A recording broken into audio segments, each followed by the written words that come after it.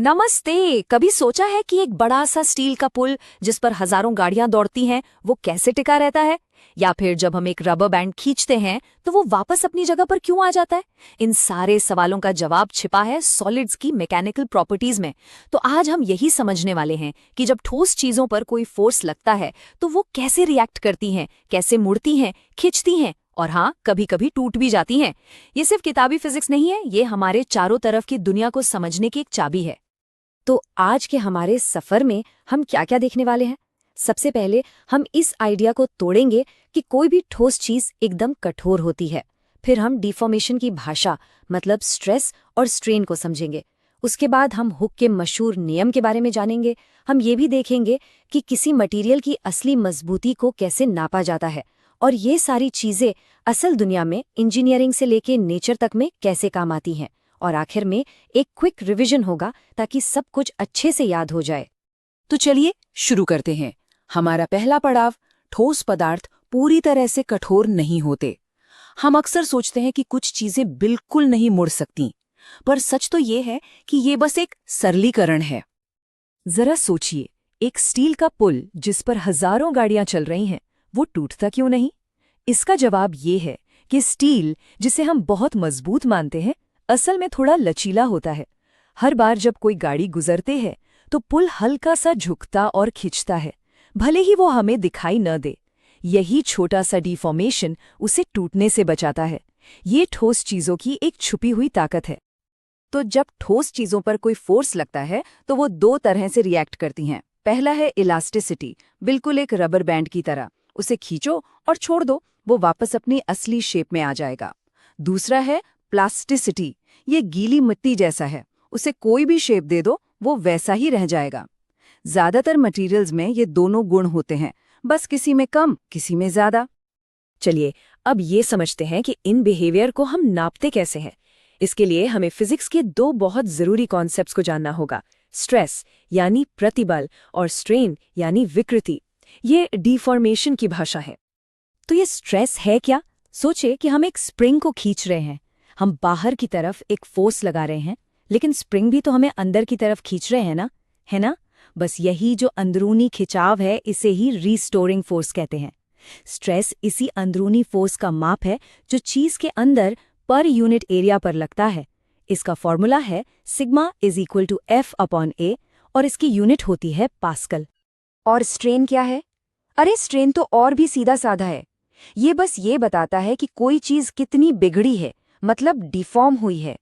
मान लीजिए हमारे पास 10 सेंटीमीटर का एक तार है और हमने उसे खींचकर 11 सेंटीमीटर का कर दिया, तो बदलाव कितना हुआ? 1 सेंटीमीटर। स्ट्रेन होगा बदलाव यानी 1 सेंटीमीटर डिवाइडेड बाय ओरिजिनल लंबाई यानी 10 सेंटीमीटर। तो ये हुआ 0.1। ये एक रेशियो है, इसलिए इसकी कोई यूनिट नहीं होती। अब स्ट्रेस और स्ट्रेन भी 3 तरह के होते हैं।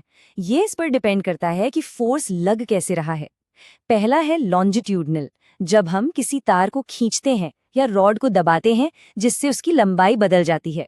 दूसरा है शियरिंग, जैसे हम किसी मोटी किताब को उसकी सतह के पैरेलल धकेलें तो उसका शेप बदल जाता है। और तीसरा है हाइड्रोलिक, जैसे किसी बॉल को पानी में डुबो दें तो उस पर हर तरफ से दबाव पड़ता है जिससे उसका वॉल्यूम बदल जाता है। तो अब जब हम स्ट्रेस और स्ट्रेन को समझ गए हैं तो इनके बीच का रिश्ता क्या है? यहीं पर एंट्री होती है हुक के नियम की, जो इलास्टिक बिहेवियर का सबसे बड़ा नियम है। रॉबर्ट हुक ने एक बहुत ही जबरदस्त खोज की। उन्होंने कहा कि छोटे डिफॉर्मेशंस के लिए स्ट्रेस सीधे सीधे स्ट्रेन के प्रोपोर्शनल होता है। मतलब बिल्कुल सीधी सी बात है, हम जितना ज्यादा फोर्स लगाएंगे यानी स्ट्रेस, उतना ही ज्यादा डिफॉर्मेशन होगा यानी स्ट्रेन। फोर्स को डबल कर दो तो डिफॉर्मेशन भी डबल हो जाएगा। ये नियम ज्यादातर मटेरियल्स के लिए उनकी इलास्टिक लिमिट के अंदर काम करता है। ये जो स्ट्रेस स्ट्रेन कर्व हम देख रहे हैं, ये समझिए किसी धातु की पूरी जिंदगी की कहानी है। शुरू में O से A तक ये है इलास्टिक रीजन। यहाँ हुक का नियम लागू होता है। अगर हम फोर्स हटा दें तो मटेरियल वापस अपनी जगह पर आ जाता है। पॉइंट B है यील्ड पॉइंट या इलास्टिक लिमिट। ये पॉइंट ऑफ नो रिटर्न है। इसके बाद हम प्लास्टिक रीजन में घुस जाते हैं, जहां डिफॉर्मेशन परमानेंट हो जाता है। पॉइंट डी पर मटेरियल अपनी मैक्सिमम ताकत पर होता है और इसके बाद वो कमजोर होने लगता है और आखिर में पॉइंट ई यानी फ्रैक्चर पॉइंट पर टूट जाता है। तो हर मटेरियल का अपना एक अलग कैरेक्टर होता है ना? स्टील रबर से बहुत अलग है। अब हम ये समझेंगे कि किसी मटेरियल की अंदरूनी मजबूती या डिफॉर्मेशन को रोकने की उसकी क्षमता को हम नापते कैसे हैं। यंग्स मॉड्यूलस, जिसे वाई से दिखाते हैं, किसी भी मटेरियल की स्टिफनेस यानी कठोरता का सीधा सीधा माप है। ये बताता है कि किसी चीज को खींचने या दबाने के लिए कितना स्ट्रेस चाहिए। जिसका यंग्स मॉड्यूलस ज्यादा होता है वो उतना ही ज्यादा कठोर होता है। और यहीं पर एक बहुत मजेदार बात सामने आती है। फिजिक्स में स्टील को रबर से ज्यादा इलास्टिक माना जाता है। क्यों? क्योंकि इलास्टिसिटी का मतलब सिर्फ खिंचना नहीं है, बल्कि डिफॉर्मेशन को रेजिस्ट करना और अपनी असली शेप में वापस आना है। स्टील बहुत ज्यादा फोर्स को झेलता है, इसलिए उसका यंग्स मॉड्यूलस बहुत ही ज्यादा होता है। बिल्कुल वैसे ही हमारे पास है शियर मॉड्यूलस या जी। ये शियरिंग स्ट्रेस और शियरिंग स्ट्रेन का रेशियो है। ये किसी मटेरियल की मुड़ने या अपनी परतों को एक दूसरे पर फिसलने से रोकने की क्षमता को मापता है। और आखिर में आता है बल्क मॉड्यूलस या बी। ये हाइड्रोलिक स्ट्रेस और वॉल्यूम स्ट्रेन का रेशियो है। ये बताता है कि कोई चीज हर तरफ से बराबर दबने पर कितना सिकुड़ती है। मतलब अगर हम किसी चीज को हर तरफ से निचोड़ें तो वो कितना विरोध करती है। तो चलिए एक नज़र में इन तीनों को फिर से देख लेते हैं। यंग्स मॉड्यूलस लंबाई में बदलाव के लिए, शियर मॉड्यूलस शेप में बदलाव के लिए और बल्क मॉड्यूलस वॉल्यूम में बदलाव के लिए।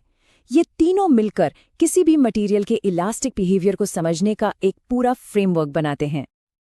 अच्छा, ये सब थ्योरी तो ठीक है, पर इसका असल जिंदगी में क्या काम?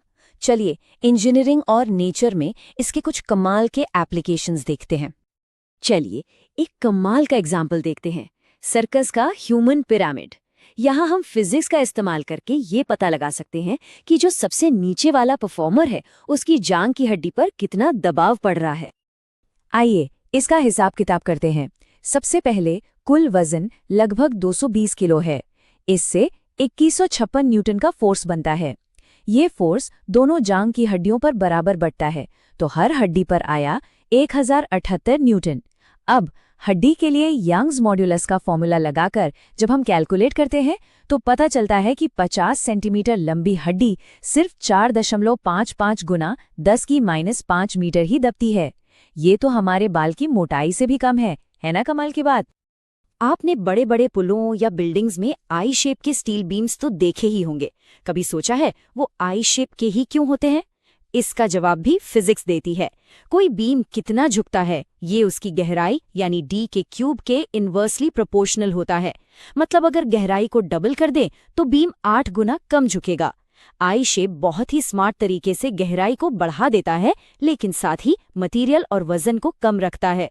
ये इंजीनियरिंग का एक बेहतरीन नमूना है।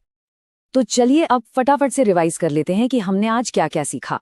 ये रिवीजन के लिए सबसे जरूरी बातें हैं। 4 बातें हैं जो बिल्कुल याद रखनी है। स्ट्रेस है अंदरूनी force per unit area, strain है डायमेंशन में आने वाला फ्रैक्शनल बदलाव, हुक्स का नियम कहता है कि इलास्टिक लिमिट के अंदर स्ट्रेस स्ट्रेन के प्रोपोर्शनल है, और मॉड्यूलस ऑफ इलास्टिसिटी किसी भी मटेरियल की कठोरता का माप है। और अब जाते जाते एक बहुत ही दिलचस्प सवाल, क्या हम जानते हैं कि धरती पर कोई भी पहाड़ लगभग 10 किलोमीटर से ज्यादा ऊंचा क्यों नहीं हो सकता? माउंट एवरेस्ट भी अपनी लिमिट के बहुत पास है। वजह वही फिजिक्स है जो हमने आज सीखी है। एक खास ऊंचाई के बाद पहाड़ के बेस पर जो चट्टानें होती हैं उन पर इतना ज्यादा स्ट्रेस पड़ता है कि वो प्लास्टिक की तरह बिहेव करने लगती हैं और अपने ही वजन के नीचे बहने लगती हैं। है ना प्रकृति में स्ट्रेस और स्ट्रेन का एक जबरदस्त उदाहरण? इस पर जरूर सोचिएगा।